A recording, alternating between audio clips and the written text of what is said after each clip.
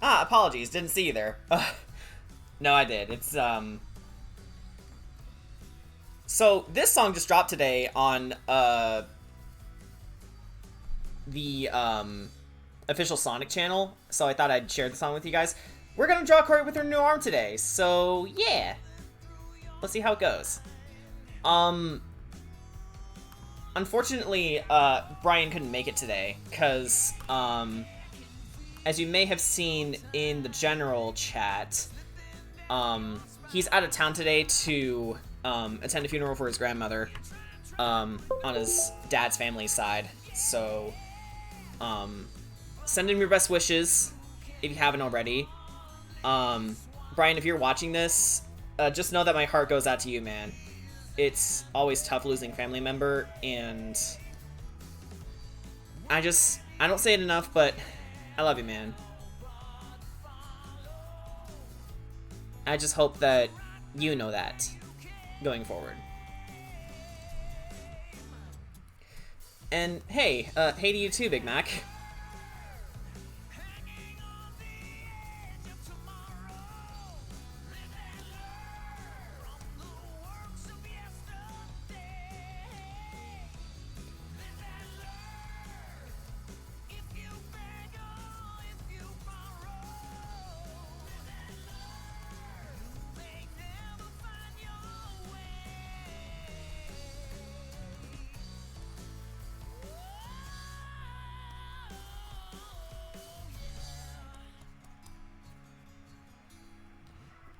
Hey, Maniac. Sorry, slip of the tongue.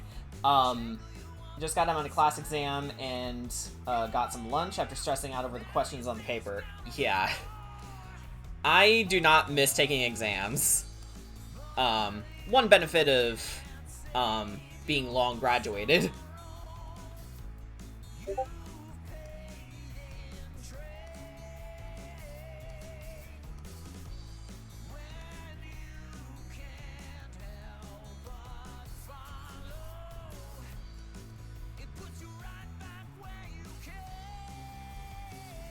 And I wish them well. Yeah, that's sweet.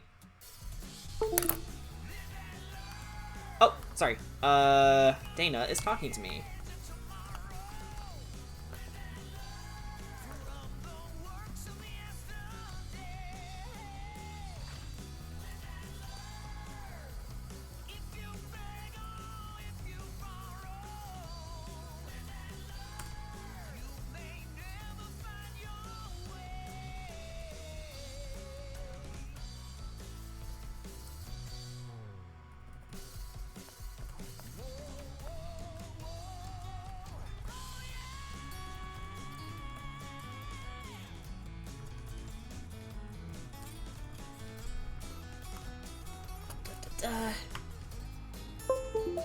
Time for the cyborg. Yeah, that's essentially what Korri is now.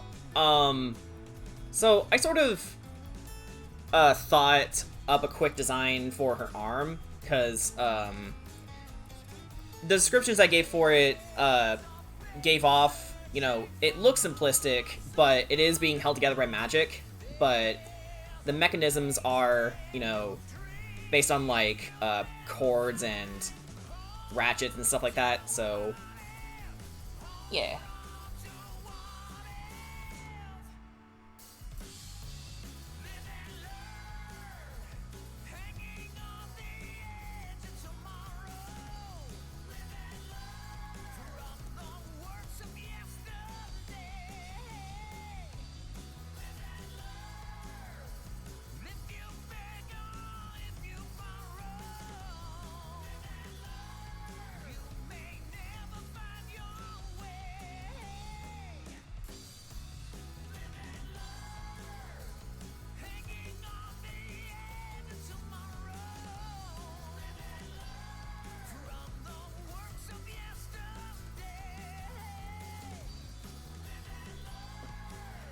After dealing with the exam, I'm gonna relax, eat, and possibly play a little bit of Slide 2 because I just started yesterday. Awesome.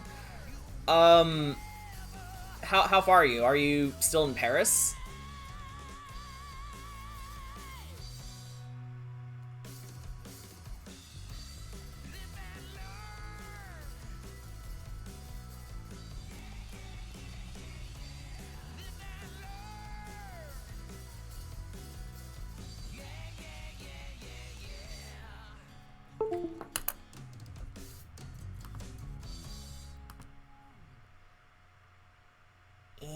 quickly changing music because I cannot focus with background noise. There we go.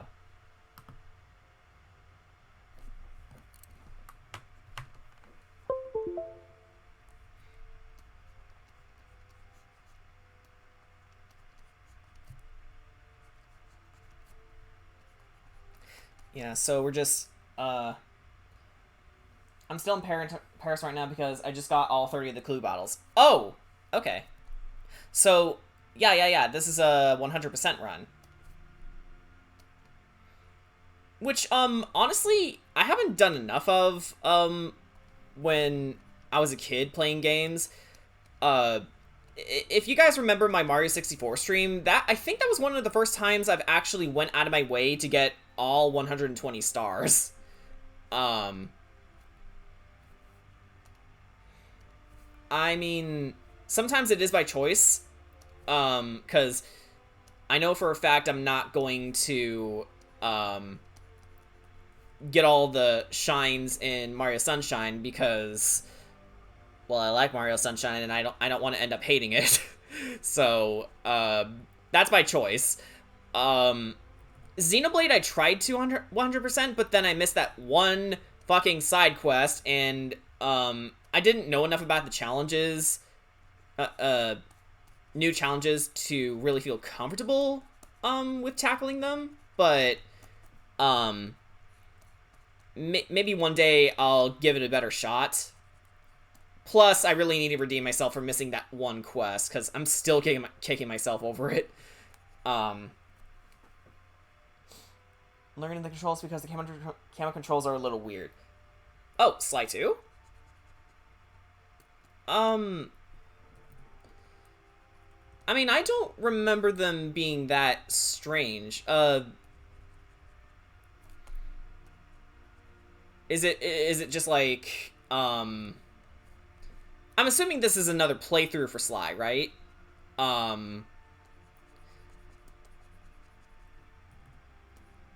Or is it your first?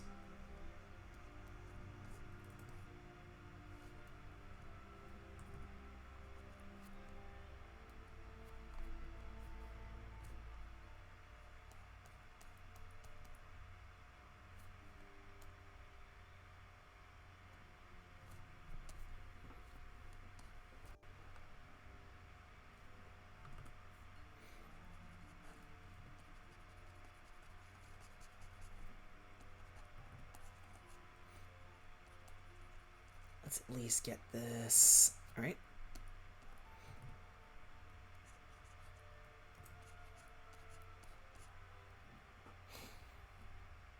It's because the turning left and right, where if you turn the analog stick to the right, the camera turns left. Oh, it's like, inverted.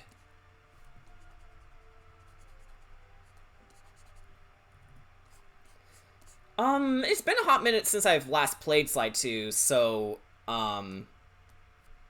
yeah.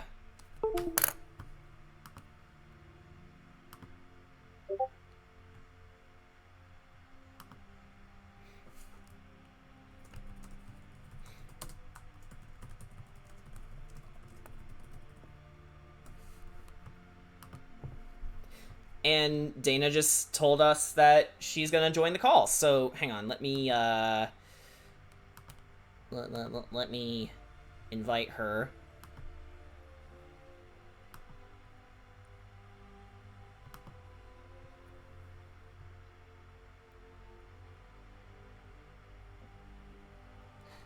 Lisa, yes. Hello.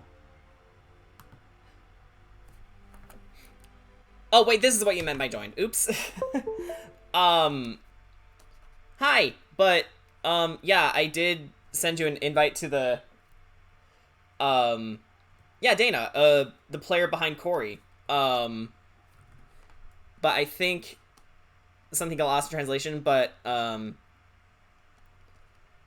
yeah. Up to you if you, want to join the server so we can have some discussions going. And, oh. Okay, and then... There we go. You should be good to go now.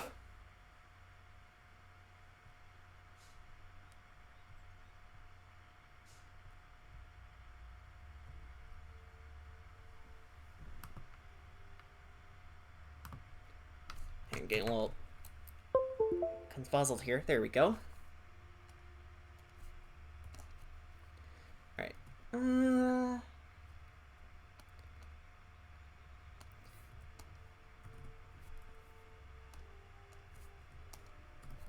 You might round out the eyes a little more.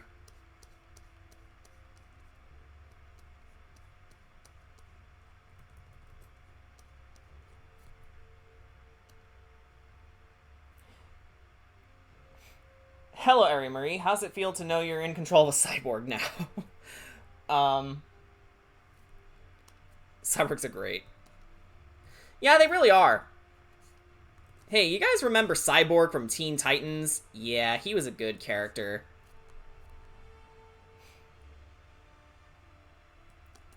Oh,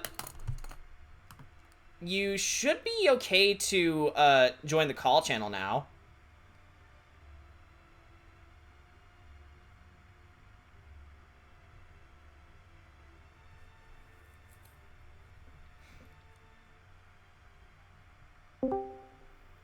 There we go. Hey, Dana.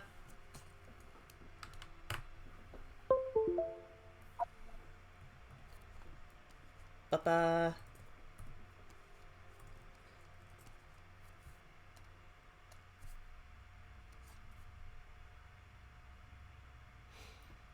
I'm at least happy to not have a horseshoe and just a life bar. Yeah, the life bar is probably one of the best changes that they brought to the Sly series. So, good on you, Sly 2, for bringing in that change early. It really is. Yeah. Oh, there you are. Yeah. I'm joined via the web app, and I did a silly. I'm just gonna switch over to the program real fast. Hold on. Oh yeah, that's fine.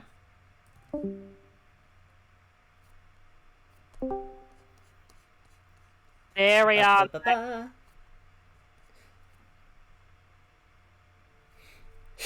There we are. I can't hear her. Never mind. Yeah. Yeah. So anyway, back to Sly. Yeah, my first foray into the series is 2, but I did see several Let's Plays of the first game, and I'm kind of glad I started with the second game, to be honest. Yeah, I think I started with 2 too. Yeah, I played the first one, but yeah, the first game is definitely, from what I can tell, it's sort of like a hallway platformer with stealth elements. And yeah, the horseshoe acting as your health is kind of lame. Sly definitely works in an open world capacity. yeah.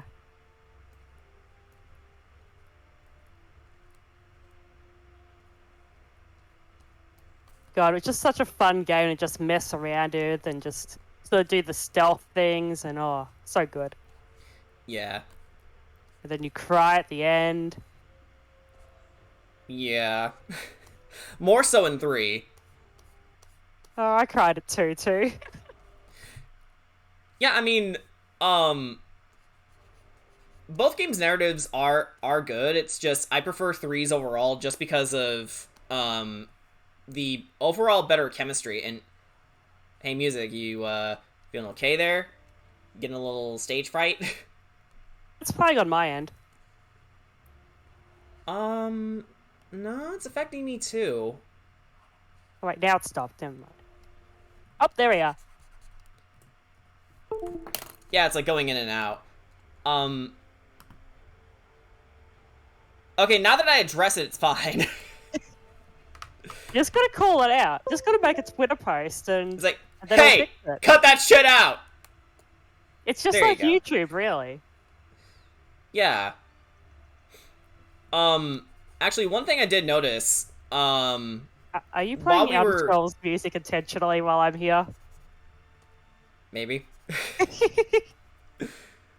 I mean, partially because I like the music too, and also I know you're a big Elder Scrolls fan, Yeah. so I'd say it's fitting. Yeah. Which, again, if the money is right, I'm definitely going to invest in trying out Morrowind and Oblivion. I think you'll Skyrim definitely can go enjoy. away. I think you'll definitely enjoy a lot of the Morrowind lore. Yeah. Got a lot of magic robots. Magic robots? Sign me Yeah. up! I can show you some pictures if you want, or if you want to just wait till you play. Yeah, you can show off the pictures in the general chat if you want. Yeah, sure. I just won't be able to see them because I'm focusing on Korri here. Yep.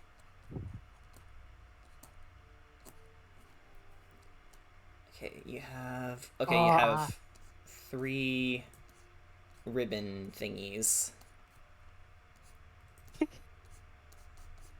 Oh, I should show you one of my favorite videos. Oh boy.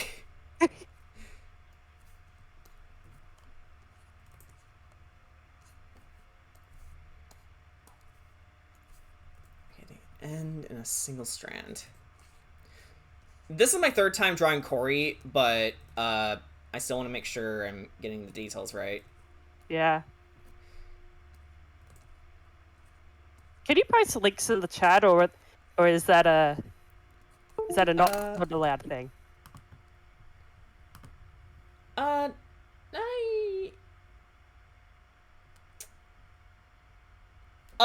know what? I think you definitely can. Oh, hey, Chanantard and Jen, welcome. Give it a shot. See what happens.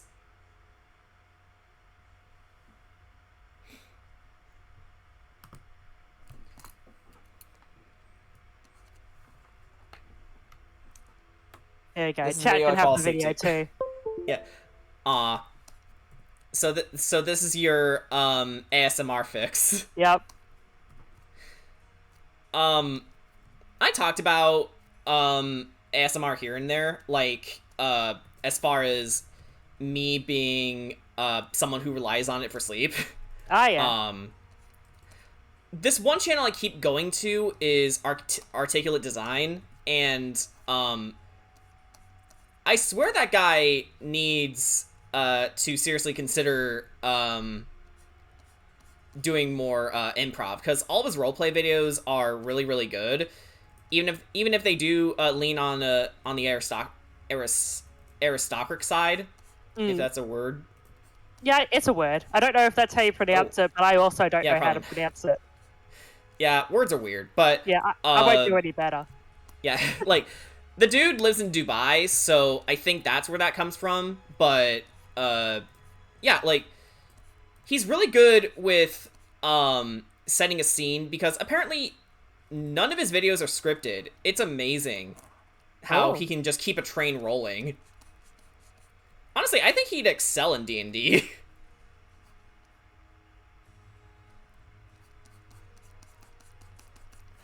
Yeah, I don't really watch ASMR, but there are some cooking channels who sort of do ASMR during their recipes and stuff too. So that's all. I like those. Yeah, unintentional ASMR is the best ASMR. Which a lot of movies have them too, but I can't really name any examples off the top of my head. But so just to list off everything that's happened to the party. Ketchup fucking died, but his god basically shocked him back to life. Not so much god as implied fiance. Or more than obvious love interest. Ricky just isn't real, and Ricky has been dead the entire fucking time. Korri's a cyborg now. Ark officially has my new title, Zombird. Every one of them has almost definitely have been traumatized for life, and while this isn't exactly a thing yet, Kira has been bitten by a vampire twice, and could possibly end up being partially vampiric by the end of this. My ASMR is 80s and 90s music. 80s music, definitely. 90s music, I don't know. It could be just because I listened to a lot of punk rock in my day, but Ooh. some of that stuff isn't really so much relaxing. I don't know. Death metal's pretty relaxing. All right, you kids have fun. I'm just gonna listen to my tunes.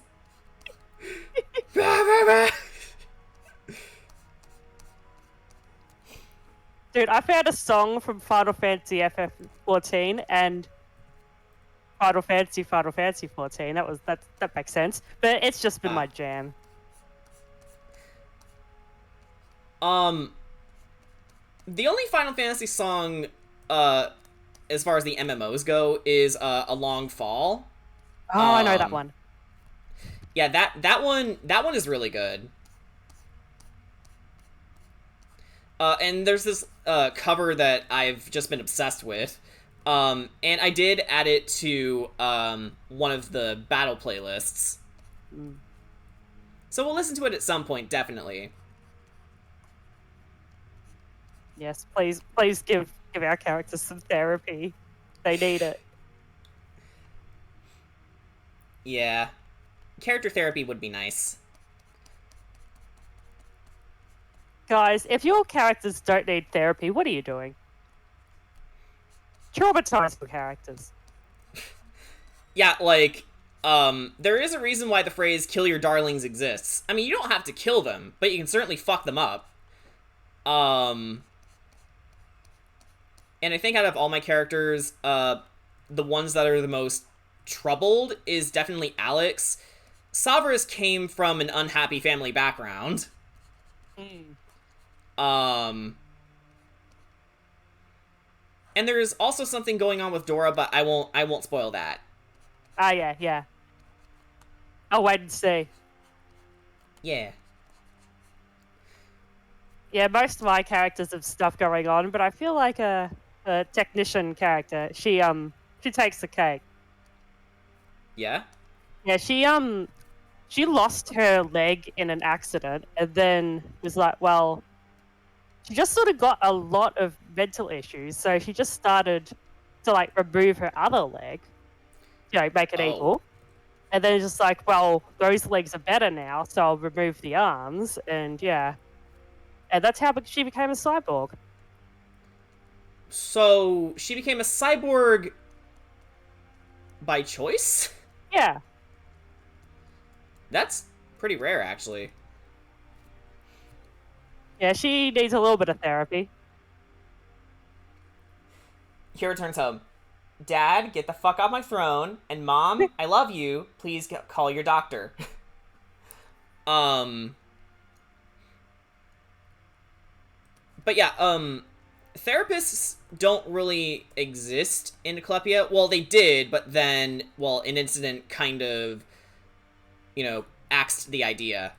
Because the last therapist that established themselves in Eclipia kind of became a pawn of an Espire that led to the entire facility to be infected with mutants. So the very air there is unsafe to breathe. Ah, yeah. Yeah, mutants in my world, essentially, if they touch you, if they breathe in your direction, basically, if you're not wearing any protective clothing, you'll become one of them. Their DNA is that unstable.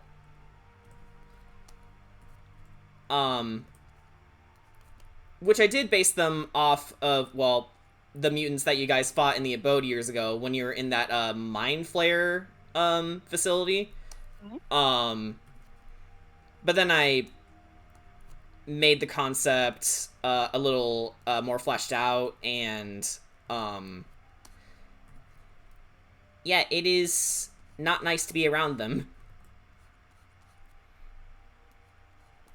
And I definitely took cues from movies like The Thing. I've really got to watch that. It looks like my thing. Yeah, something tells me you would like it. I would probably... I probably wouldn't be able to sit still because of how, well, horrific it is. And I think part of it is because the practical effects to this day still look amazing, in the sense that, oh my god, I don't want to be anywhere near this. Practical effects they just hold up so well. There's so many things. How effective does the clothing have to be? Airtight and offers decent protection. Kind of like a medieval equivalent to a hazmat suit, if I can put it some way. Lore-wise, they do send extermination parties to take care of the problem annually, but it's not really something that the kingdom really talks about. I want to see everyone's characters. People talk about their characters. I want to see them. Yeah. For those of you who are in the Discord, definitely share your characters. I love seeing them. They're great. Yeah. Or just like descriptions or hearing about them if you don't draw or whatever. Any's fine. Yeah, anything works.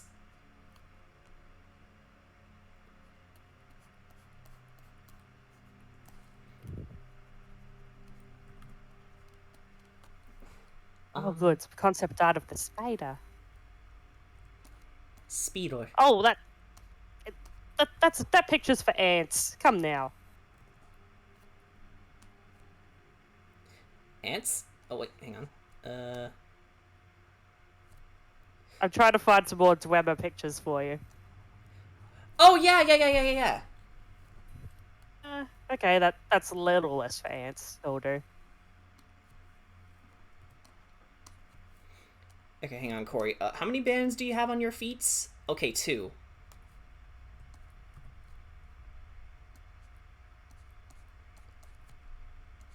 And I just realized I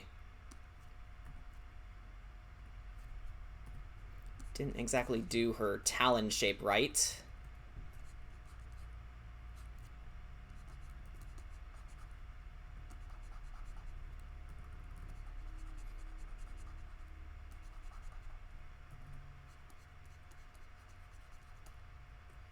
This is the wrong pen tool. Fuck a duck. I hate that. I don't know why I say that sometimes. It's just like it's just like one of those weird utterances you say once in a while. Oh, I mean when you like mess up what pen tool you're using. Yeah, I hate it when that happens. That too.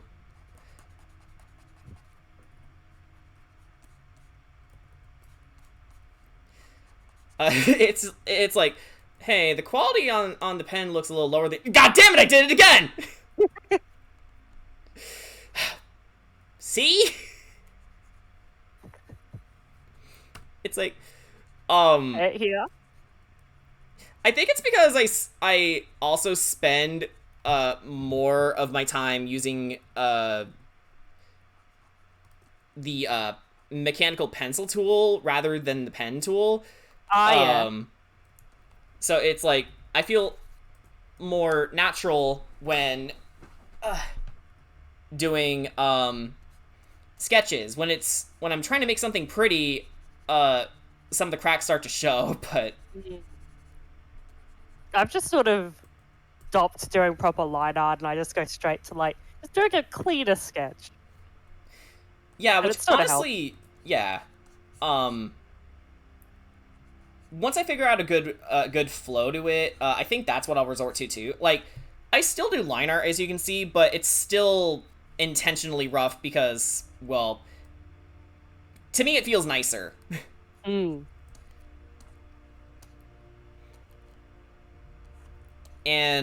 I feel like it also takes, well, less time to do. Because I'm always an advocate for, doing shortcuts. Work smarter, not harder, basically. Yeah. Even then, and despite all of the training I've had in animation when I was studying that in college, I don't feel like I'm halfway good at shortcuts yet. That's still something I'm getting accustomed to. Yeah. I will say I'm definitely a lot faster of a sketcher than I was initially. My problem was that I would get so lost in the sketch phase. It's like, okay, at some point I gotta actually start working on the rest of this. Yeah, I get ya. It took me ages to get as fast as I am with stuff. But even then, I want to get faster. As for Magical Girl character, she would, but has a lot of important things to worry about and denies going to therapy. Damn you, plot. But yeah, suffice it to say, if Alex were to go to therapy, I still don't think it would fix all of her problems. Because, you know, Alex is Alex, and she's definitely a, what TV tropes would title a determinator. I know that word. Yeah. Basically, she won't stop until she does what she set out to do. And in that case, it's avenging her family by killing Craggy over there.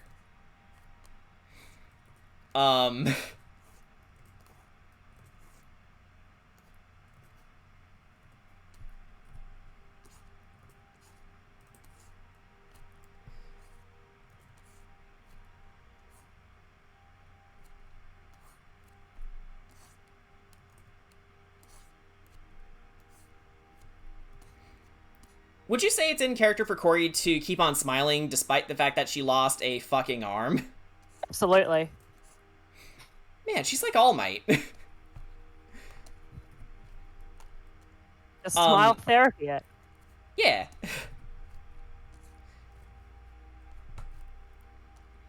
The ones who are smiling are the ones who are the strongest.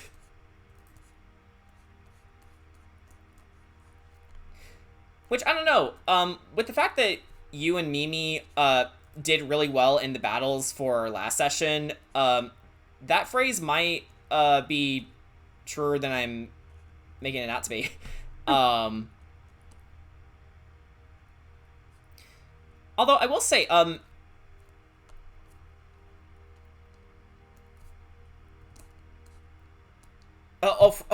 my god. For a second, I thought that it was you who came up with the basket hilt rapier design, but no, that was something that I ad-libbed. I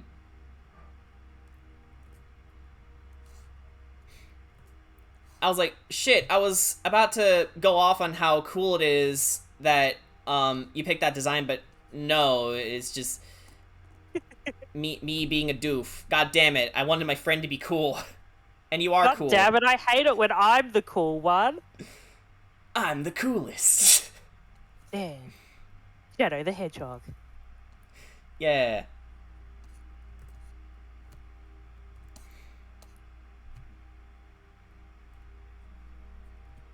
Shadow the Hedgehog is a terrible game. Worse than Sonic 06.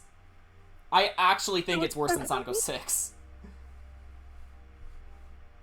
My reasoning, Shadow is boring. He kind of is. But I'm also not a Sonic fan, so I don't really have any stakes in that battle. Oh, I just mean in terms of the gameplay. Yeah, fair. Shadow used to be cool. But yeah, Shadow the Hedgehog was where he was starting to lose that coolness. But no, gameplay-wise, it's like they sort of overplayed it. It made him too much. Yeah, like, Shadow was originally just going to die in the game he was introduced in, Sonic Adventure 2. But then he got popular, which is why he came back in Sonic Heroes. Oops. Yeah, I've seen the cutscenes in Adventure 2. I'm just like, you know what? I get why people like this guy. Yeah, Shadow was, despite the subject matter having no business being in a kid's game, Shadow was a really good character. Rouge as well. Rouge was funny. Dude, Rouge is great. It's not just because of the titties, though. No, like, they wouldn't focus on the titties until, well, recently. But, anyway, back to the main point. Shadow the Hedgehog, to me, has boring gameplay because it essentially uses the mission structure that Team Chaotix did in Sonic Heroes. depending on your alignment, you gotta kill this many enemies, or you gotta collect this many rings. 400 of them, in fact. Yeah, that's in a single stage. That's Circus Park, I believe. It's not fun. Not to mention, while the gunplay is stupid because Shadow is Shadow, bizarrely, it's one of the best parts of the game. Because, you know, going hand-to-hand is one of the worst ideas you can do, because, you know, it has piss-poor range and piss-poor damage output. So, if you can get your hands on a firearm or a weapon, definitely go for them. Granted, they have their own properties, and some are more desirable than others, but, if you get your hands on, like, a laser pistol or something, then you're good to go. And while the chaos powers are definitely there, they grant you something that basically acts as unlimited ammo, so yeah. You can just go nuts once you max out your hero or dark meter.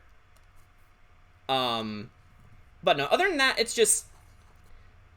the ride getting to the true ending is so monotonous, and you basically had to play Westopolis 10 times. Because you always start your route on Westopolis. Yeah, for some reason, I didn't actually know Sonic Heroes had the sort of a similar gameplay loop. Only with Team Chaotix. Okay. I don't know anything about Sonic Heroes. Yeah, like, I like Sonic Heroes more than most people, but I will say that Team Chaotix is probably, one of the least interesting parts of the game. Mostly because of some of the things they expect you to do in some later levels. Because, yeah, they're either mostly scavenger hunts, or you gotta sneak through the entire level, so basically play as Espio for the whole thing, and don't get detected. Yeah, the detectives don't have to get detected. But, I like Team Chaotix's characters. I think they did a really good job updating them for Sonic Heroes. But, other than that, I think the best team to play as in that game is Team Rose. Yeah, I'm not kidding. Because they play stages very similarly to, you know, Sonic games in the past, where you just gotta get from point A to point B, and that's it. Oh, okay. And their levels are shorter than Team Dark, and especially Team Sonic's. Like, it's surprising how long Team Sonic stages can be. I remember when Alec and I were first playing Hang Castle, one of the spoopy levels. I think we clocked around 11 minutes, maybe longer. I found a video. I found a video titled "Sonic Heroes is a Lovable Mess." I like this guy's videos usually, so I might watch that later. Yeah, again, I love Sonic Heroes, but even I can agree to that. Of course, if you're gonna play any version, it's definitely the GameCube version. Stay far away from the PS2 version.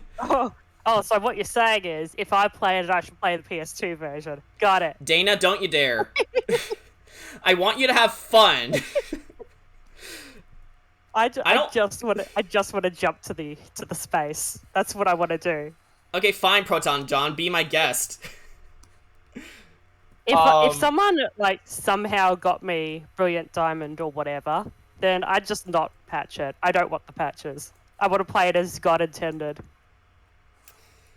Well, if you really want to break it, get yourself an Infernape and a Garchomp. You're welcome. I want to make so many sandwiches in that game. Yeah, I think the only place where you'll get challenged is the Elite Four, especially around Cynthia. Well, okay, Cynthia was always challenging in the context of the original games. They upped her challenge level, didn't they? Yeah. Basically, they gave them, like, tournament level strategies, I think. Which means Cynthia, who was already challenging in the original Diamond, Pearl, and Platinum, is basically like fighting a god. Nice. I just wish Which honestly is how it should be. I just wish they sort of upped the challenge on the rest of the game, because from what I can see, and like I haven't played it, maybe it plays out differently, but from what I can see, it's not the best in the rest of the game. No, you're right on the money, Dana. The thing about the Diamond and Pearl remakes that I wasn't fond of is the fact that you're basically playing a prettier version of Diamond and Pearl. In essence, it's just Diamond and Pearl again. Down to the annoying app system. Yeah. Like, I hate that you only have one button to scroll through the menus. Like, why can't it be like Diamond and Platinum, where you can just fucking go any direction you want? It's a small change, I know, but it's big. Gotta be faithful. If you had that second button over the experience. It's a faithful remake. Oh, by the way, we brought back HMs. Why? I mean, faithful. You know, there's nothing wrong with being faithful unless if the thing you're trying to be faithful to is annoying. And also, I kind of think the old game looks prettier anyway. I like 2D chippies more than 3D chippies. And that's just me, though. That's just my preference. Yeah, graphically, BDSP isn't the best. Like, look at Professor Rowan's eyes. They're so pixelated. Like, even I can't stop pointing that out. And, if you know anything about me, then I always advocate, as long as the game is fun, I don't care how it looks. Yeah. But I don't know. Games like this remake kind of, challenge that notion. That's why I'm not too fussed about recommending Morrowind to you, because you're not going to be one of those people who's like, oh, it looks ugly. I don't like how it looks. Yeah, it's like, that's really silly. It's an old game, dude. It's an old game, and the art direction's still great. Yeah. Actually, me being a Xenoblade fan, it kind of, in a weird way, breaks my heart when people say, well, because when the Definitive Edition came out, there was this, Xenoblade account that basically went, okay, now that the remakes are a thing, now that the remake is a thing, can I just say the original Xenoblade looks like ass, like absolute donkey dick? That's not what they said. I'm just paraphrasing, but it's like, yeah, technically it's not the best, but you know, in terms of what they had to work with on the Wii, it's artistically amazing. Yeah, I've seen screenshots of it. It looks fine. Yeah, but the Definitive Edition makes a pretty game even prettier. Yeah. And even the characters got facelifts. Like, Melia's face shape, for example, is way different than it used to be. She used to have a longer face, a bigger mouth, but now, she's more proportioned to look like, an 18-year-old. Or at least to the equivalent of her race. She's actually 88. But she's young for her race. Charla looks 21. And obviously, hard to mess up Shulk. They did a good job with making him look better for the remake. And they got his eye color right this time. It's blue, not green. Oh. Wait, what messed that up? Was it Smash or something? Or Smash. Yep. Yeah. Like, I know it can kind of be petty when it comes to Xenoblade's representation in Smash, but I keep looking at it and going like, Sakurai, did you even give a fuck? Feels it's like just an like easy nitpicks thing more than anything, not actual problems. Yeah.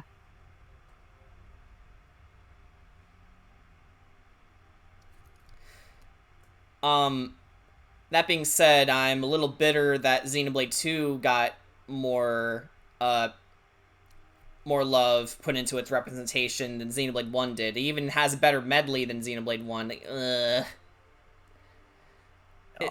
Xenoblade 2 is giving me more reasons to hate it. It's sort of like a thing like, oh, it wasn't great when it came out, and now that it's got so much attention, like, no, actually, I hate it. Yeah, it's also one of those games, Xenoblade 2, where, it's like, when I played it, I liked it. I would even say at one point I loved it, but, walking away, I kept thinking back to these problems that it has, and I'm like, oh, wait, and it just kept staggering. I hate it when that happens. Yeah, it's like, I don't know if you watched them, but, the Super Gaming Brothers, when they were doing X3, Matt had the same, epiphany about Mega Man X3, where it's like, he swore up and down he likes the game, and he still does, but there's a lot to it that's really annoying and inconvenient.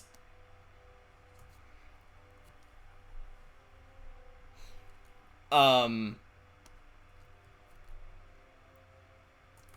like, yeah, if it's a game that, you really liked when you first played it, it honestly is kind of defeating when, in hindsight, maybe you didn't like it as much as you did.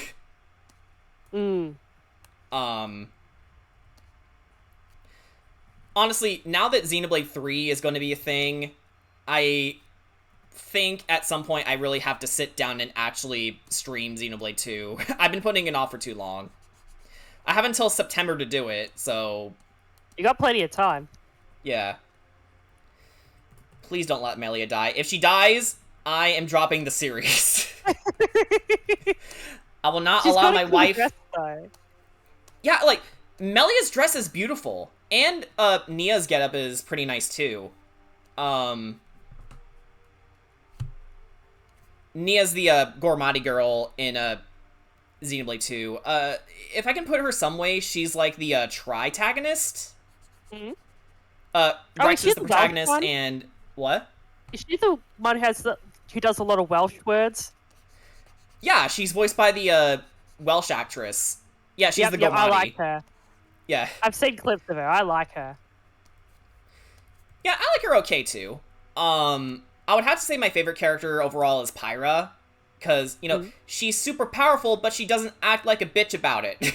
Unlike her sister. And, yes, obviously, Mithra has her own reasons. I still don't like her. I think I was a little, harsh in hindsight saying that she's the worst Xenoblade character. No, that honor goes to Tora from, well, Xenoblade 2. Because he's a creep. That's it. When he's not being a creep, though, I like him. There's also Tatsu from Xenoblade X, who's just basically a nothing character, from what I remember. It's like, they keep making vor jokes with him, and that's it. Oh, no. Yeah, everyone wants to eat, Tatsu. That's the whole point with him. And also, humans from Xenoblade X, what's your damage by thinking Notpon are edible? I know you're, like, trying to survive on planet Mira, but holy fuck, have you fallen far. It's like if I looked at Korri and thought lunch. I mean, she probably tastes a little bit like crocodile. Crocodile's pretty good. Did you just say that about your own character? What the fuck? Head wings, big dress, best girl. Wife. Yeah. Yeah. I don't know how much I stressed it here, but I'll just say it now that you're here, Dana. Melia is my wife. Yep. Straight up my wife. Not waifu. That goes to any other female character I like. Melia's my full-on wife. Guys, crocodile tastes delicious. Everyone's like, what the fuck? I mean, you probably, like, you can have gator in America, can't you? It probably would taste similar to that. I've only had gator once, and that was in a restaurant in Florida. Of course They it were was in the Florida. Yeah. They were in the form of nuggets, though, and they were fried, so probably not the best introduction to gator. I do remember it being chewy, though. Yeah, I wonder if... I wouldn't say crocodile was chewy, but... I don't know, Yeah, they maybe... probably didn't prepare it right. Korri gets no other player. Sorry, Dana's just looking at Korri going like, I'm the best you've got.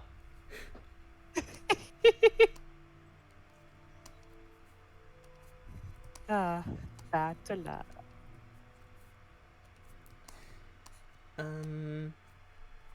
I should put Korri's wand somewhere. Hang on.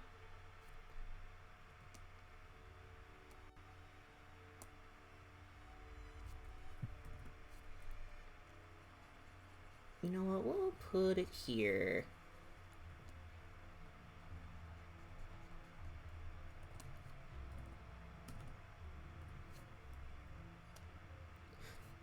Oops.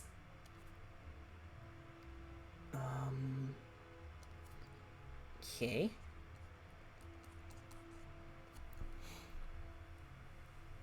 Hey Dana, how about your boy Battler? Was great. But he's the best character to bully. He's just crying all the time. Sometimes I'm afraid of you. Oh no, I didn't make him. Ryukishi made him.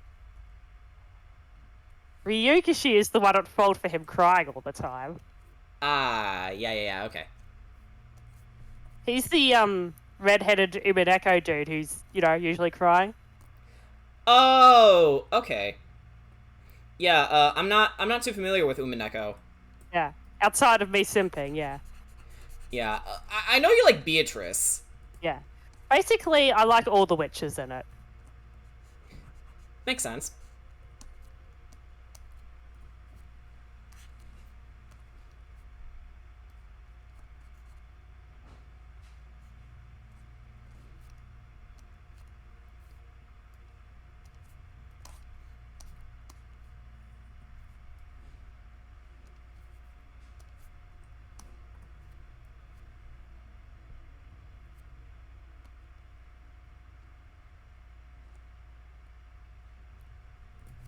What am I doing? I'm gonna just use the selection tool.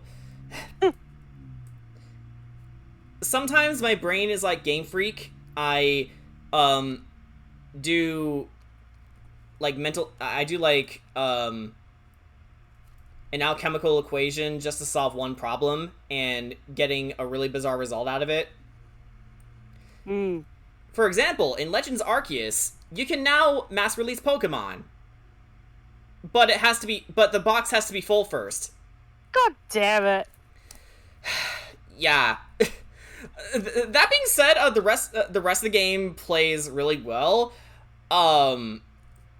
It's just, well, I do have one nitpick. It's the button layout. I don't like the button layout. It's annoying to me. You'd expect one button, like, say, the B button to be your run button. No, it's actually the button you use to,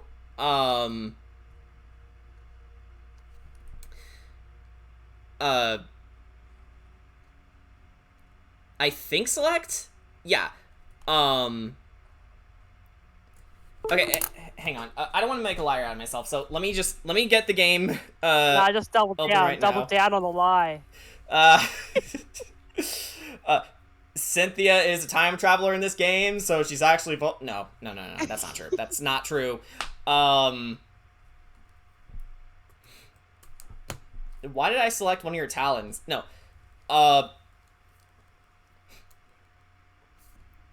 Yeah, I need to do this because I have shit memory, but okay. Yeah, B button is your crouch button.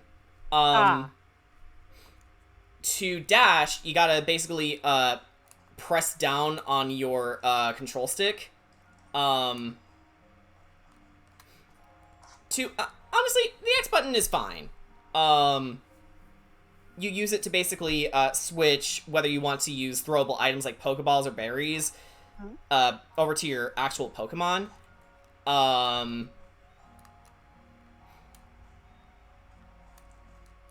on the left Joy-Con, up is your items menu and your key items menu, and down is your Pokedex. To select your ride Pokemon, you gotta press plus on the right Joy-Con, and to swap them out for different ones, you gotta press right or left on the left Joy-Con. Like, it's a lot to... There's a lot of reach around, and I think that's why I don't like it personally.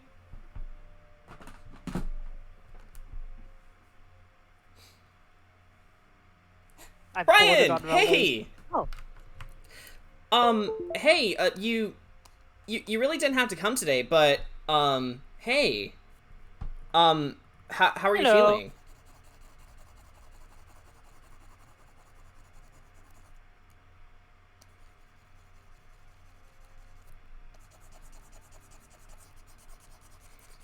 And I know I can just use a field tool. Shut up. Brushing is therapeutic. We're settling down right now. Funeral hasn't happened yet. Okay. Aww. Yeah, I don't know if you know Dana, but it's his grandmother's funeral that he's attending. I'm sorry, dude.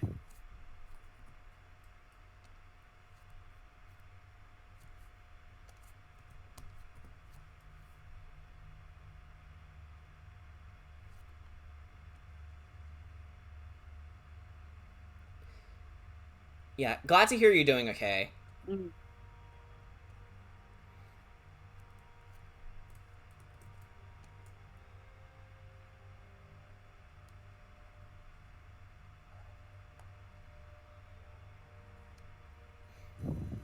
I caught another shiny Starly in Arceus. Oh, cool. Oh, that's pog.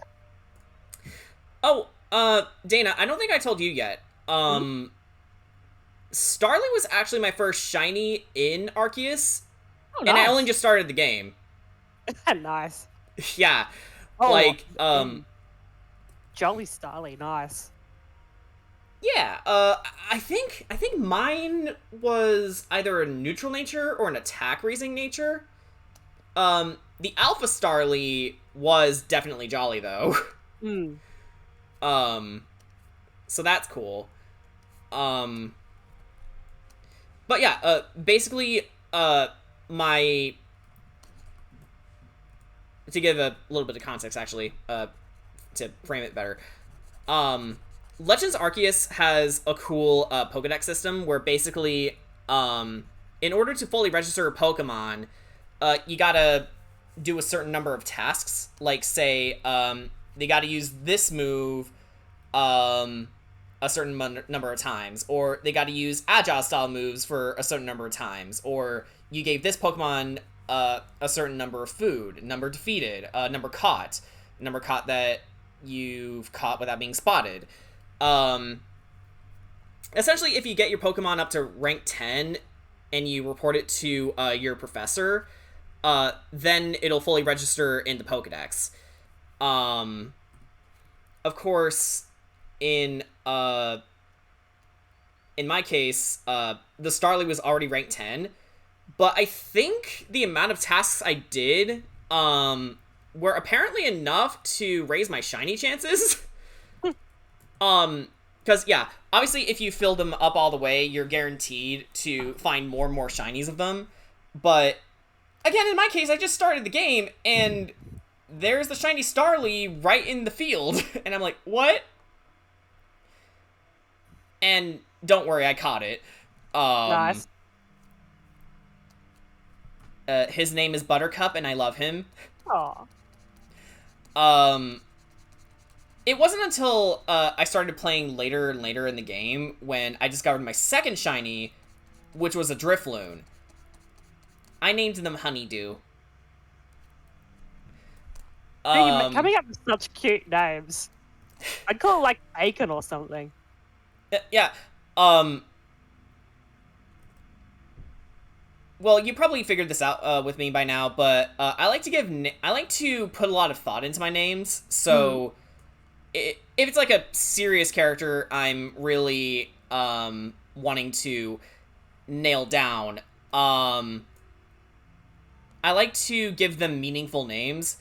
Like the reason I named Alexandra is because, well, the base name means protector of men.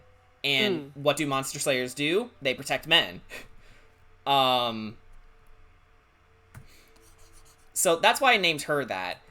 But back to Pokemon. All of my Pokemon, save Jack, my Hisuian Samurott, which you can probably guess the reference for. I named all of my other Pokemon Japanese names that fits them to a T. My Gardevoir is named Coco, after Kokoro. My Hisuian Zoroark is named Hirohito, which I believe means ruler. I don't remember the definition on the top of my head, but yeah, I do that. Yeah. My Infernape is named Haru, which means sun. Or at least has the suffix of light in it. I tend to do that a lot with whenever I'm given the opportunity to name a character. Hey, Big Mac's wondering what your favorite Hisuian regional variant, regional variant is. I can't really answer because I haven't played yet. Yeah. Honestly, it surprised me how much I liked it. Hisuian Lilligant. Oh, yeah. But the only reason I don't have one on my team is because she doesn't really fit anywhere with my composition. So I would essentially have like 2 members of my team that are weak to flying. So unfortunately, I had to let her go. I did make her an honorary team member though. I named her Sakura. Become a bug mono trainer like me. Embrace the weakness. Jordan, I'm being mauled by doggos. Oh boy. Yeah, Goodra. I've seen that Goodra. Yeah, Goodra is another team member of mine. I named her I, which means lavender and deserving of love. Because just look at Goodra in this game. It looks so sad. Like, I wasn't going to put it on my team, but then I did when I took a look at it. And you felt bad. Yeah, I felt bad. So I'm like, okay, come here, you. I mean, I'm gonna pick Rowlet. I can't not pick Rowlet. I'm a bug. He's my bro. That's fine. It's He's just my good bro. I liked Samurott more. Yeah. Honestly though, if we're talking just if you want to steamroll this game, then Typhlosion's probably your best choice. Because not only is Typhlosion, its Hisuian variant causes it to become part ghost, meaning Shadow Ball, stab. Yeah, I never really liked Typhlosion back in the day, but I like this variant. It looks great. Yeah. Apparently it's a purifier of souls. Which explains its ghost type. So it's sort of like a spirit guide in the context of Hisui. Now for Samurott, I didn't know this until later, but when I thought its dark typing was due to it being more of a Ronin than an actual samurai, you know, Ronins are samurai without masters. Yeah. No, for Samurott, it's basically a cold and calculating warrior. Nice. So, yeah, Samurott is actually not very nice in Hisui. Good. And Bird has big hat. Right. But I don't regret my choice. And Samurott still knows a lot of moves. It's just I don't know if it's just because of my team composition or not, but I swear in battle Jack doesn't get to do a lot. Aw. I would say that my Pokemon that I tend to play as the most is Coco, Haru, and honestly, my Garchomp, Kaida. I've always wanted to put Garchomp on my team, but while I was training up for the Pokedex, I was like, you know what? I think I want to make her a permanent team member. And I did. So now I have 2 dragons on my team. You know, something I've never done before.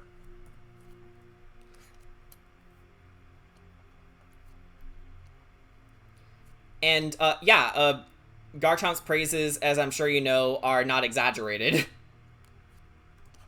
Yep. It is that good. I remember back when it was banned in Gen 4. Yeah, that's because they were afraid of it. They were afraid of his power. Oh, Typhlosion is the Ainu goddess of fire and hearth.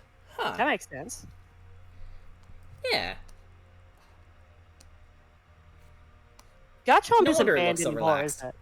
Wait, what? Garchomp isn't banned anymore, is it?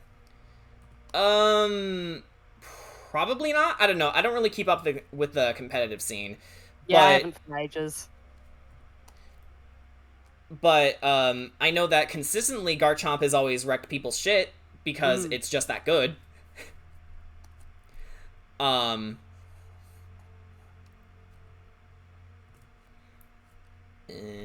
on. What if I reverse the thing? No, wait, no. Oh no. What you doing? I'm trying to add gradients to Korri's rapier, but the colors were...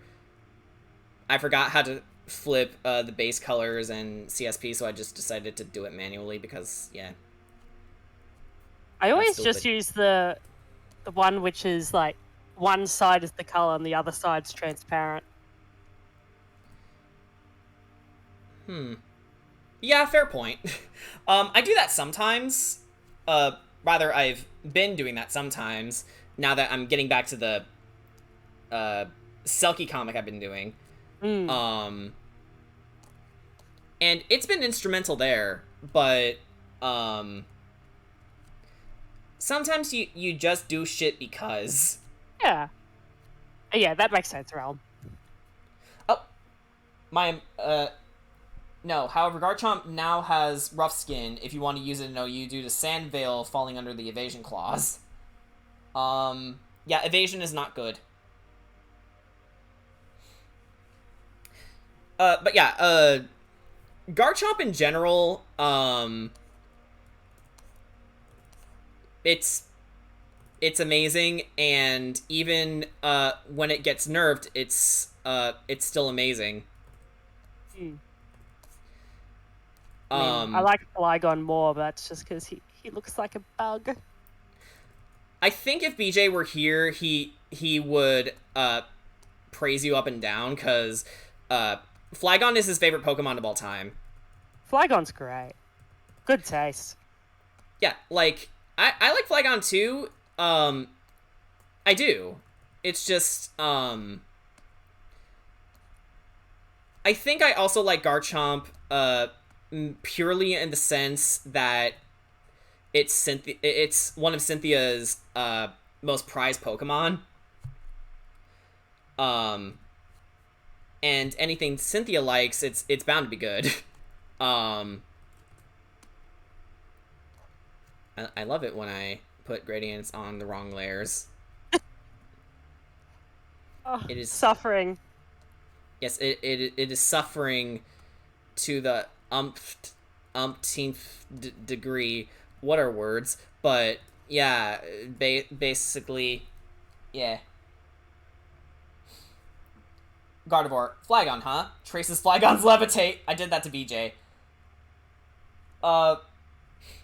Yeah, I think they were playing Sun and Moon, and they were doing versus battles, and that was one of the things that tripped BJ up. Like, I think he forgot that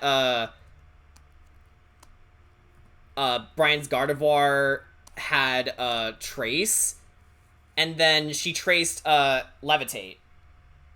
God, I love Trace though. It's so good. It's a really good ability.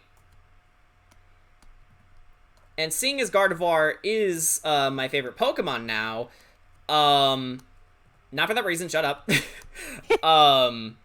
I like it because it genuinely loves its trainer and wants to protect them even to death. But anyway, Trace is a really good ability for it. And Markiplier has good taste of Gardevoir. I wouldn't fuck a Gardevoir, though. It's like, I love this Pokemon. I wouldn't try to fucking have sex with it, though. He ranked, oh, what's his name? I forgot the little bus bug's name. Describe? The bug that looks like a bus. Chargebug? Well, yeah, that's the one. He wants to fuck him. What the fuck is wrong with this man? I mean, I love Chargebug. Chargebug is so good. Even though I forgot his name. Oh, that's what happened. I'm sorry. Oh, yeah. I swept PJ's team with a Tyranitar, then he sent in Flygon, and I knew he was going to attack. I switched to Gardevoir, Trace Levitate, and he chose Earthquake, which I was immune to now.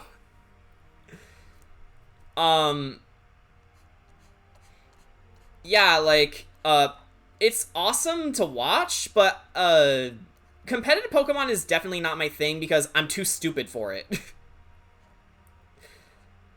Because there's a lot of mind games involved, and, I'm not the sort of person who's able to come up with that stuff on the fly. Like, I'm someone who has to plan for things, which is probably why I'm taking as long as I am with publishing Phantom of the Forest, because I want the story to be perfect. Yes, down to every single arc. I know I'm stupid. Sorry, Starfish Face. I'm disappointing you, but I'm doing it my way. I get it. I'm the same way with my shit. I'm not fully done with planning out everything in the narrative, but I've gotten to the point where I've got most of everything down. I know how Alex's journey is gonna end, and I will say it will end on a happy note. The journey is going to suck, but she will end up having a happy ending. 'Cause by God, she deserves it.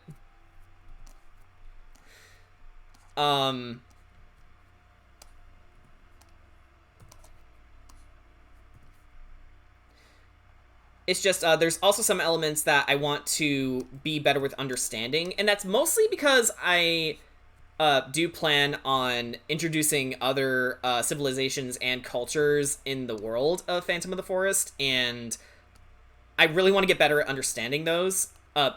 One of those things I think I can easily talk about is the island where all the elves come from, Alinor, which in their language means Land of White Snow. They're effectively snow elves. Elves! Yeah. Which I don't think is a variant that's been touched upon, snow elves. Or at least winter-based elves. It has, but, like, your variant would be very different. Yeah. There's one in Elder Scrolls. But Elder Scrolls is, like, a ton of stuff, so... Yeah, that's cool. Yeah.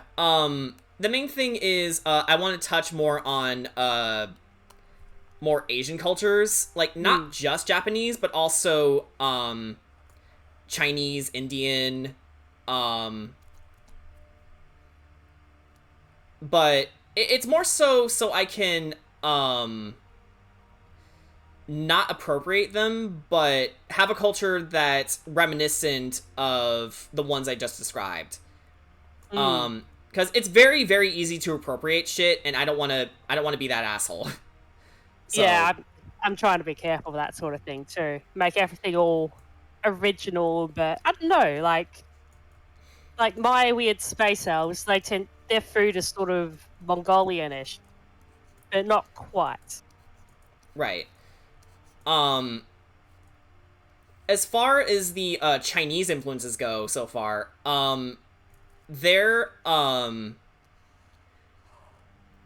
system of faith is based a little bit on Shintoism, as in there's families of house servants that serve their house gods, and sort of act as their mouthpieces. But in other respects, I did base the gods themselves off of Chinese deities. Mostly down to the color and some animal symbolisms, but not all of them.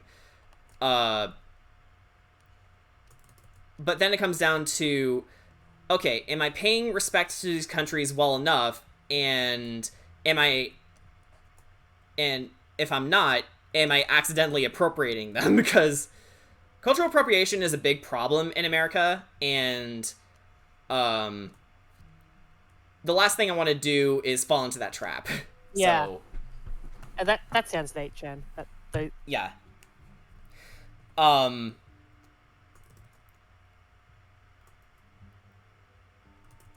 It's also to the point where I want to be able to talk about cultures that aren't my own confidently, while not trying to sound like a smartass.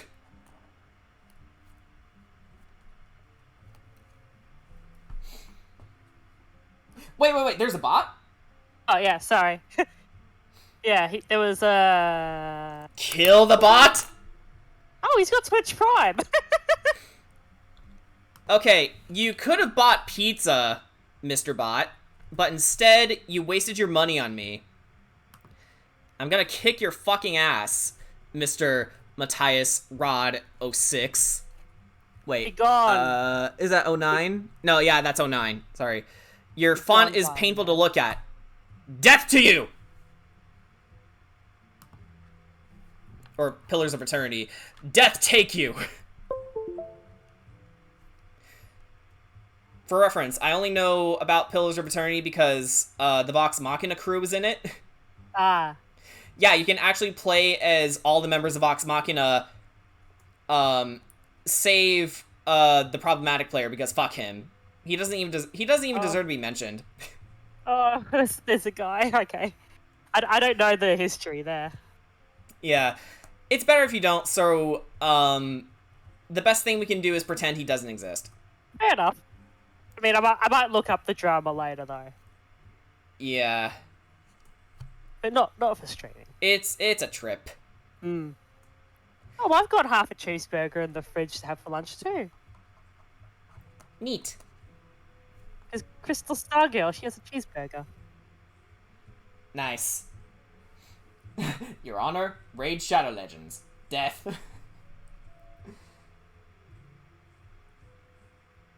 Yeah, I don't like an oily pizza. Yeah, there's this one pizza place that my parents like going to called Raimondo's. Mm-hmm. It's good when it's fresh, but when you microwave it, it's just like, eh. Yeah, I usually do the, I microwave for a little bit and then I bung it on the fry pan to crisp up the bottom. Yeah, sometimes some pizzas are better if you just put them in the toaster oven. I don't have one. Yeah. Although in my case, I'm too lazy to put a toaster oven in my pizza, and I want it now. So,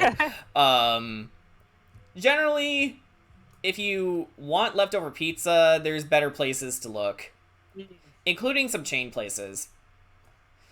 I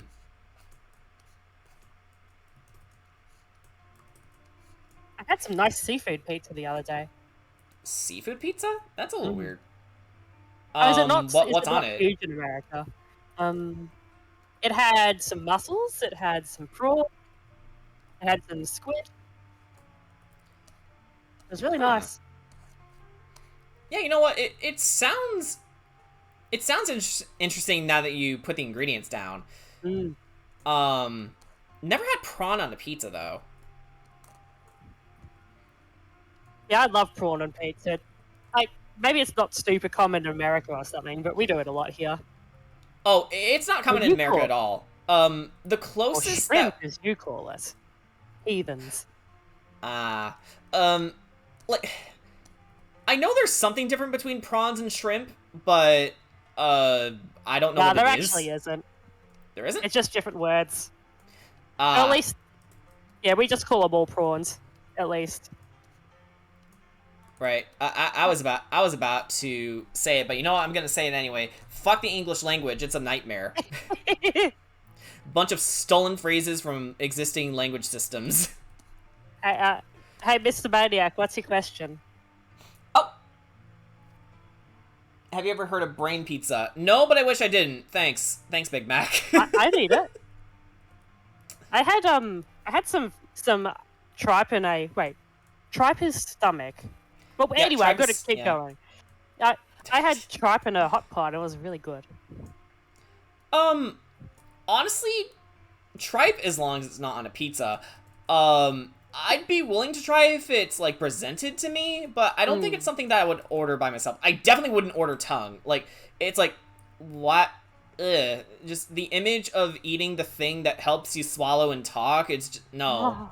Oh, but ox tongue is so good in barbecue. Ugh. I know tongue is a common ingredient in, like, some, tacos. But it's not something I'm comfortable with. Yeah, if you haven't noticed, I'll pretty, like, as long as it's not like an endangered animal or something, I'll eat it. Right. So shark fin soup is out. Yep, that's out. Right out. Like, even, like, a lot of sharks aren't endangered, but it's just such an inhumane way of getting an ingredient. Nah.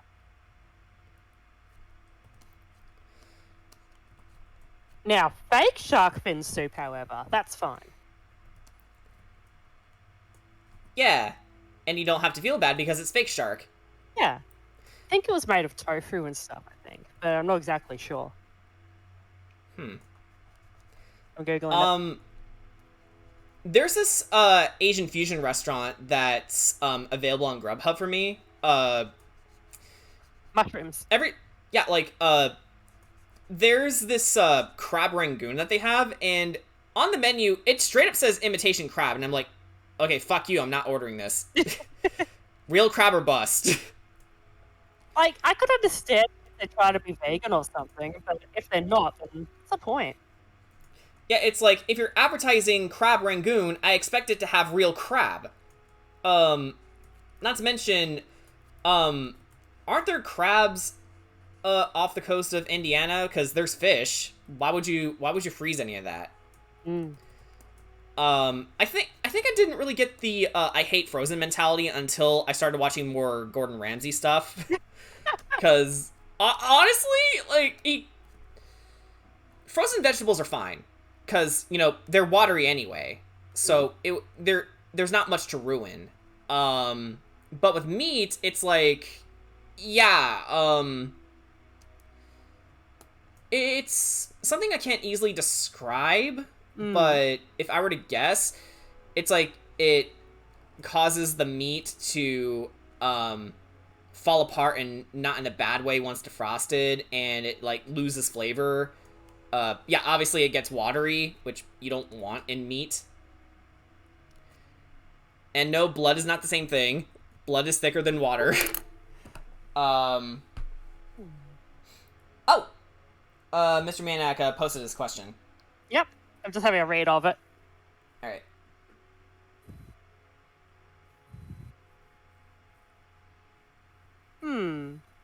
I'll have a little think about that.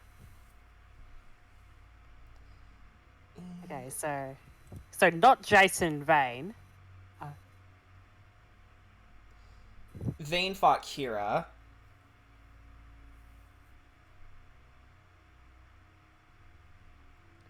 Blood goes good with chocolate? Are you serious? I've never had a blood thing. I really want to though. I know there's blood pudding, but they basically cook those like sausages, right? Yeah.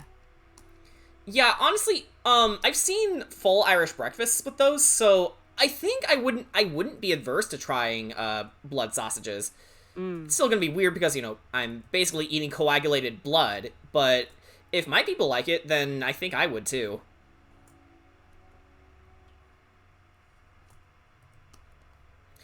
There's any Which, books on Scottish cooking I can get? Because, like, really distantly, my family's Scottish, but, of course I got more ties to Russian and stuff. Because, oh, yeah, sorry my about that. grandma's Russian. Yeah. Um, you know what, Mr. Maniac? I think subconsciously, uh, I'm just gonna say it because it's funny in hindsight. I think subconsciously there was a part of me that made Vane as muscly as he is because of that adage. Blood is thicker than water.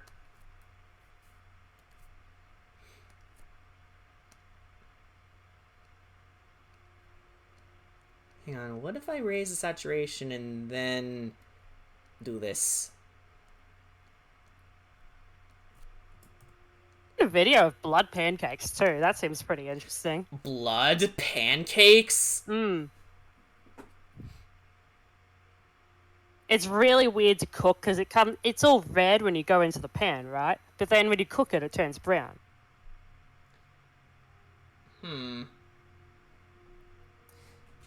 Oh, sorry, Jen. Didn't read. So in my world, elves adapted to what climate they live in. Like sun elves and wood elves live in tropical and foresty areas. Drow and moon elves live in polar climates. High elves live in mountain regions, and of course, sea elves live in the sea or in swampy areas. High elves, mountains. I see what you did there. I mean, have you heard of the High Elves? I have heard of the High Elves. Syndicates of wizards are leading an imperial boycott against imperial goods. I messed that up. It was close enough. Stop right there, bad person. Criminal scum. No one breaks the law on my watch. The stolen goods are now forfeit. Say something along the lines of never. Then pay with your blood. That line I remember well because I think Alec whenever he was playing Oblivion, I would always watch. I never played the game myself. He would always resort to picking fights rather than going to jail because that means losing all his shit. Yeah.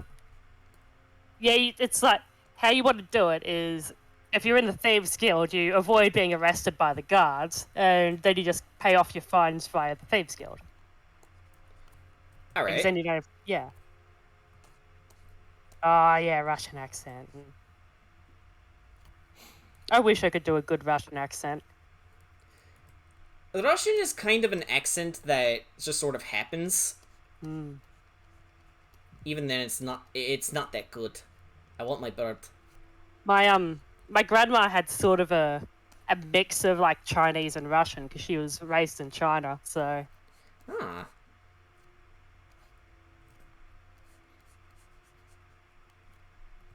Yeah, I feel like he wouldn't want to put maple syrup on a blood pancake. I'm not sure if that would work.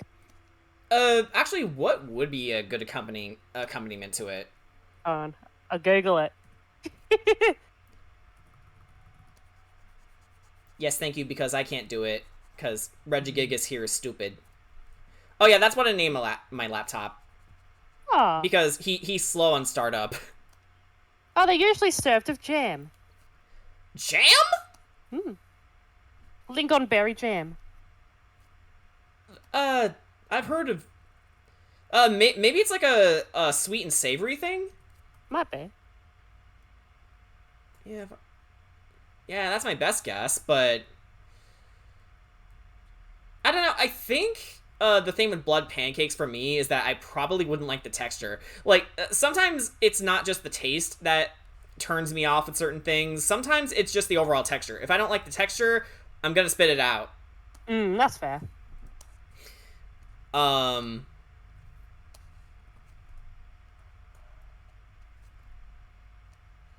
Which, honestly, there's this place that I've been ordering tortillas from. Sorry, tortas from. It's called. Hang on, let me look up the. Let me look up the name of the restaurant because I want to make sure I pronounce it right. Still not going to, but I'm going to try my best. Taquera Mi Tierra. It's a Mexican restaurant. I've tried their rice and beans because I never actually tried it before. And I got it with the torta, and I liked the taste more than I thought, but the beans part, I don't know. I didn't like the texture. But I guess if I eat more of it, I'll grow more accustomed. But Yeah. Yeah, as it stands, it's just like you're eating mashed beans, and I'm like, slimy. I quite like mashed beans, but I mean, I like a lot of things. That's fine. The blood lava cake contains pork blood in the chocolate cake, a pork blood ganache, pork blood meringue, pork blood whipped cream, and macerated berries and pork blood and bourbon. That sounds like something Ark would love. Like, hey, if Ark were to ever have a birthday, that would be his birthday treat. It's Klingon food. I wouldn't know. Ah, I love Klingons. They're so good. I know that there's this one Klingon character named Worf, played by Michael Dorn. Apparently there's a trope called the Worf effect. Ah, yeah, where he just keeps getting his shit slapped to make the enemy seem strong. Oh yeah, Superman in the earlier seasons of the Justice League cartoon was hit with that hard, because the idea behind it was they wanted the threats to, be threats, but as a result, they made Superman look stupid. Which obviously they fixed in Justice League Unlimited. I need to rewatch that show. I used to like it. Yeah, in Justice League Unlimited, they did well in making Superman a badass again. Which I don't think the World of Cardboard scene needs any introductions. I also need to watch Young Justice. Yeah, Young Justice. That's another show I was unfortunately unable to watch. Glad it's back though. I managed to watch the Green Lantern animated series. That was always on at the right time I was visiting my parents. Me and my dad Josh Keaton was in that show. Yeah. Spider-Man was in that show. Oh yeah, that sounds good, Maniac. Oh. So my dumb little thing, I got Jason versus Kedrock, Kira versus Vayne, Korri and versus Solitaire and Snake, and the ones I have in mind being Sugash versus Locket, and Mimi and possibly also Ricky versus the Elite Puppet. I think Ark is the only one without a matchup, so I guess we can pair him up with Kira for the fight against the Gambling Demons. I don't know. I don't recall if this is true or not, but I think out of all the party members, Kira is the one I've been drawing the most. Yeah, there's a lot of Kira art. Yeah, we should balance it out. A lot of Kira art.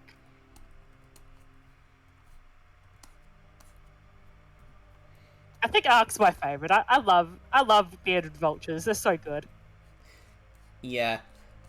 Honestly, I like how Danny's been playing Ark too. So I'm in agreement with her saying that Ark is probably my favorite character she's ever made.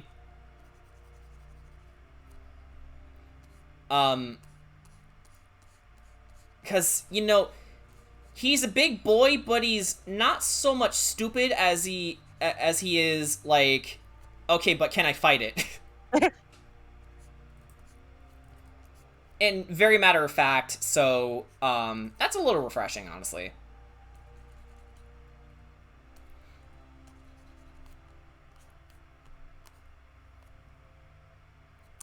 Not Kira, I meant Ah, so you were doing the thing I used to do when we were just starting Curse of Strahd. It doesn't help that Kira... Yeah, it doesn't help that Kira and Korri have similar names.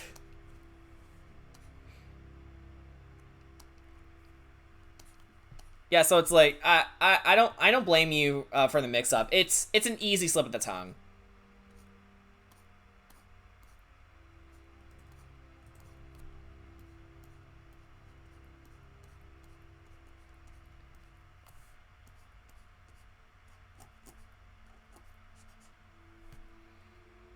Ark and Grog would be drinking buddies. They absolutely would. I mean, not that Ark would necessarily get anything out of it, but I think he would definitely like Grog's company. Also ale.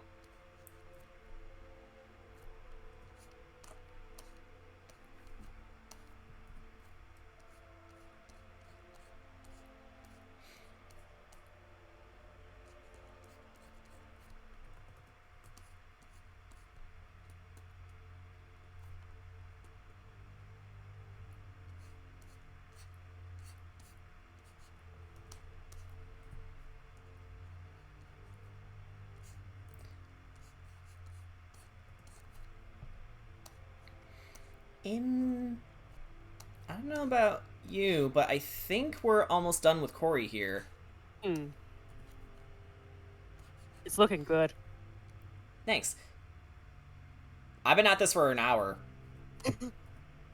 I severely underestimated how long the stream would be. I feel like that's not bad time to do a drawing in. No, like, honestly, I surprised myself with how fast I've been getting in recent years. Yeah, it's definitely fast. It's good. Yeah, thanks. And I'll have to turn this into Danny so she can incorporate this in, the, battle graphics. I think maybe, for consistency, we'll throw it into the, exploration, screen too, but, considering it's just a headshot, it probably won't be necessary? Probably not, but... Probably not.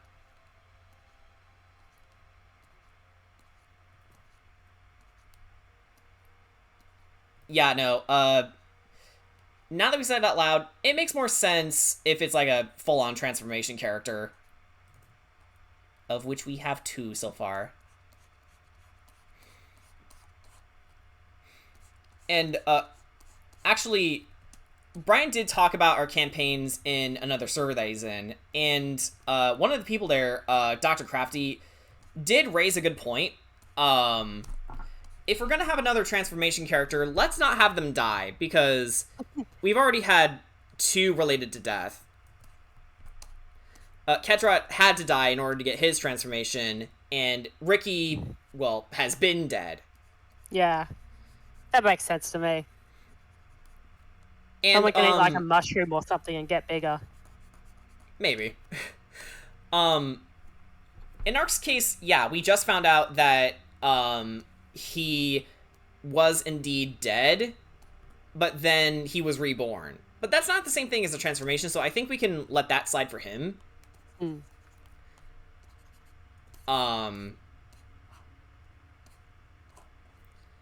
Okay, just double checking some things here. I think we can give this a highlight.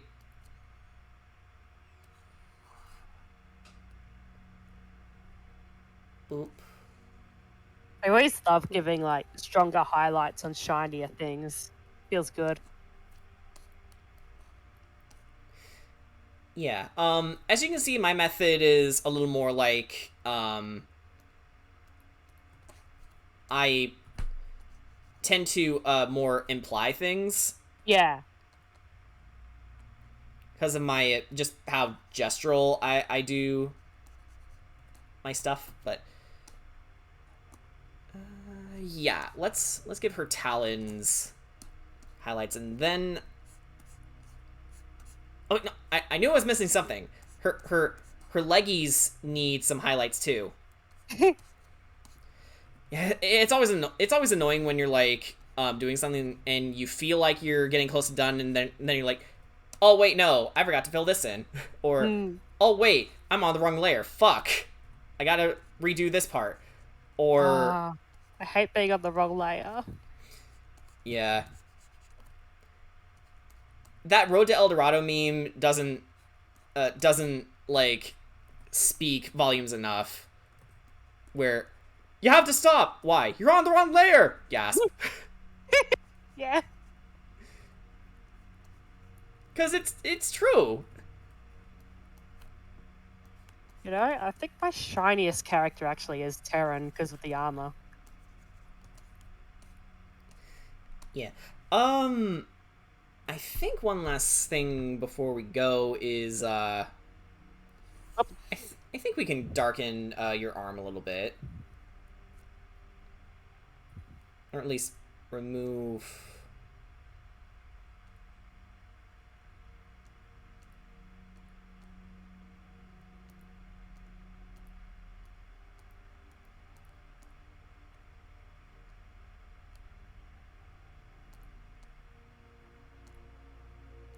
Oh, Hammer Klonoa. Is that how you pronounce his name? Klonoa? Klonoa? Yeah? Because I don't actually know how to pronounce it. It's Klonoa. Okay. Curse of Layers.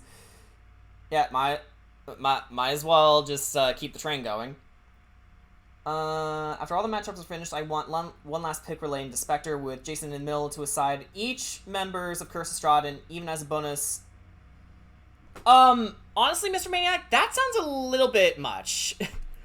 I don't mind doing a couple characters at a time, but an entire party plus my original character plus Brian's original character, I would say that's a bit much. Plus, you would probably have to pay a little more than I've been charging people, just because of the extra details, and I don't think I'd be able to do that justice. Shuriken Boomerang. Oh, yeah, that's one of Klonoa's weapons in Klonoa Heroes.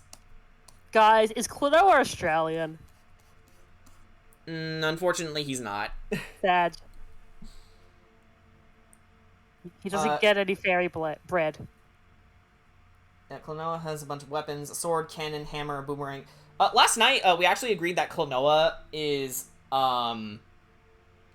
if he were a D&D character, he would be a Horizon Walker Ranger.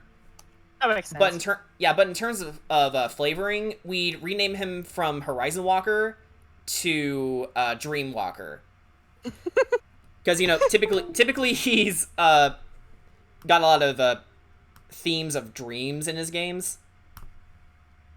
Hey Realm, Google a Bilby. They're kind of rabbit-like. Oh, what was that? Realm just said he wouldn't be surprised if Australia had cabots. Right. Flex can just be silhouettes of the characters. I wouldn't imagine all of them having the same detail, but the $100 on the table still stands. I'll consider it. Not Bilby. That's all I can say, Mr. Maniac. I'll consider that. Yeah, Bilby's kind of look like a rabbit mixed with a cat, maybe mixed with an opossum. God, they're so It's cute. a lot of things.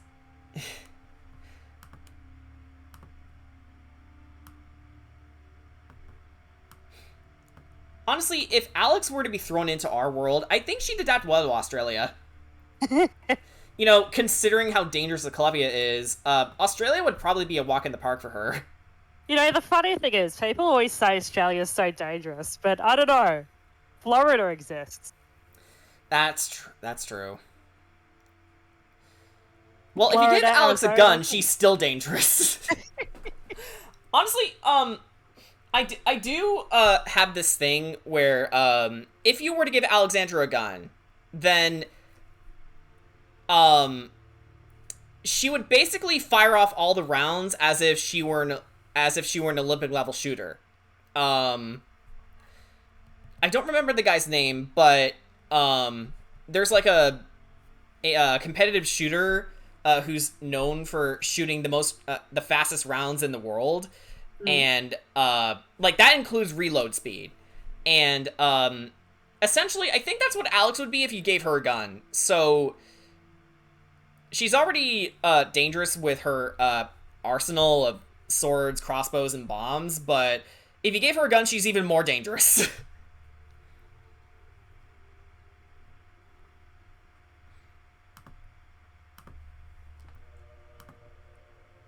Okay, and with all that, what should I title this file?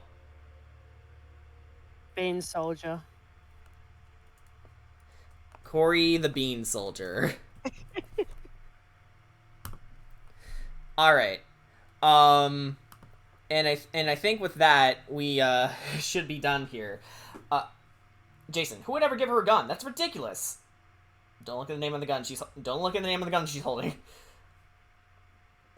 Fuck you, Brian. Can I post that art I did of Beazle? Yeah, sure.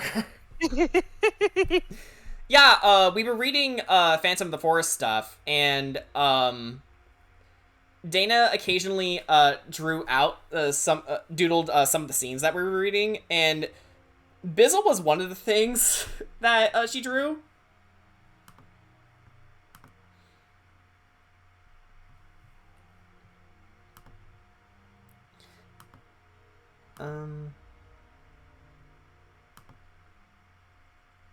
Oh yeah, here it is. Don't you want to go ape shit? And then he pulls out a Glock.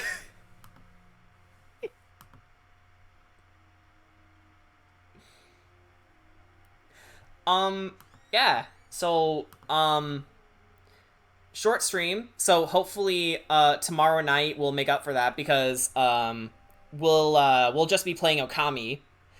I know I've been putting off Metroid Prime, but I think we'll get back to that at a later date. But yeah, tomorrow night, Okami. So yeah,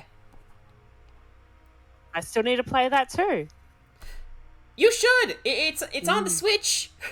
Yeah, and it's also, I think it's also on other modern consoles. But if not, then Switch is the way to go. Yeah, I got it on my list of things to get.